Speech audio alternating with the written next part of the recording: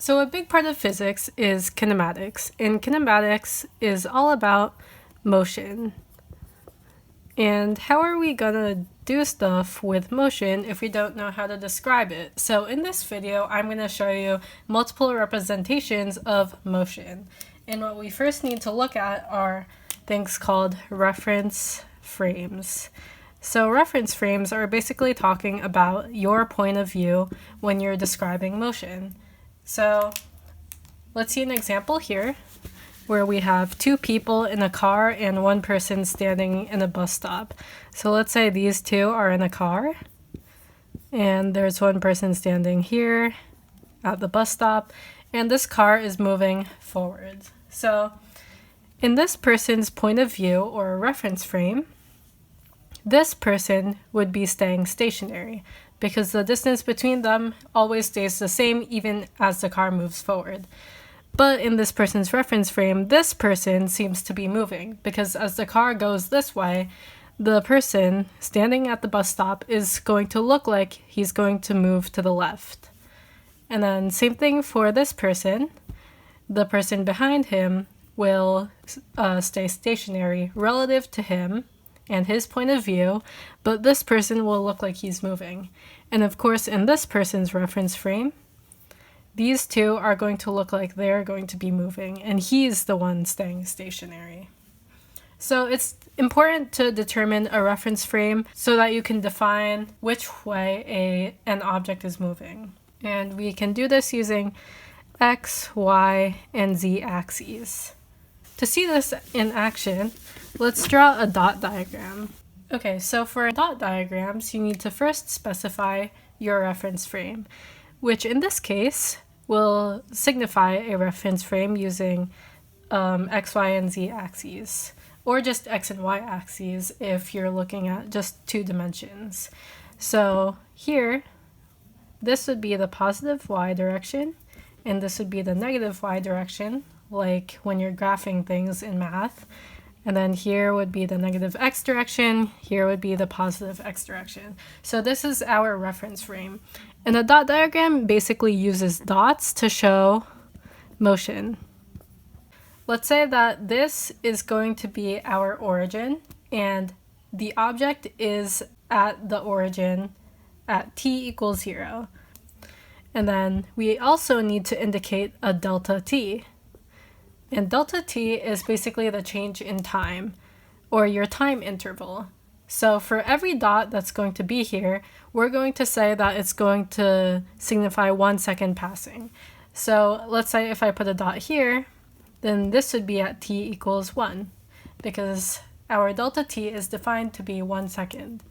So another dot would be here, and that would be t equals 2, but you don't actually need to label these because it's pretty much already defined here. We can also represent motion using data tables and graphs. So let's say I'm rolling a ball down this ramp and I'm recording its position at every 1 second. So let's say after 1 second it's here, another second it's here, another second it's there. So if we're collecting our data using a data table, we'd use position, which is an italicized X, and that's usually measured in meters, and we have time, which is measured in seconds. So to make our data table, we'll say that here is position 0. So initially it's at time 0 and position 0. So after 1 second, it ended up here, and let's say this measured out to be 0.5 meters. So this would be 1 second. And after 2 seconds, it was at 1.0 meters. And at 3 seconds, it was at 1.5 meters. So you can kind of see what's going on here. It's basically moving up by 0.5 meters every second. And when we draw the graph for this, you'll see that it's linear. So X, or position, which is measured in meters, will go on the y-axis, and time, which is our independent variable measured in seconds, will go on the x-axis. So this will be time 0, 1, 2, and 3. And then let's scale our y-axis So this can be 0.5, this can be 1.0, this can be 1.5, and this can be 2.0. So reading our data off the table, we have 0, 0, 1.5, 2, 1.0, and 3, 1.5. And we can also construct a trend line, which is pretty much like a best fit line for the graph. So the last thing I want to talk about are motion diagrams. And what motion diagrams are basically dot diagrams with vectors. So we're going to add vectors in between each of these dots to show how fast the object is moving at that particular point in time. So here we're going to have a very small vector because it only moved a little bit.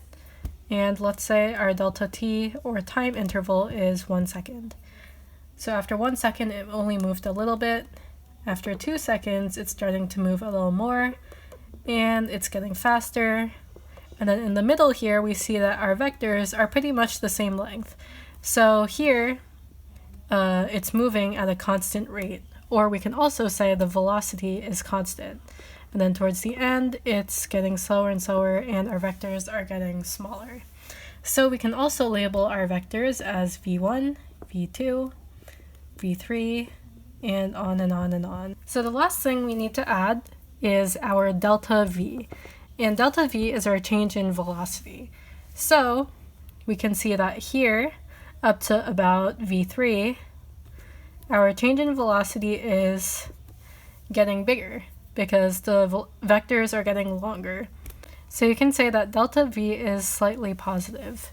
And then about here-ish, we see that delta v is 0. And it's 0 because the vector lengths aren't changing. And then here, we see that the vectors are getting shorter. So let me just use a different marker. Delta v is getting shorter by a little bit.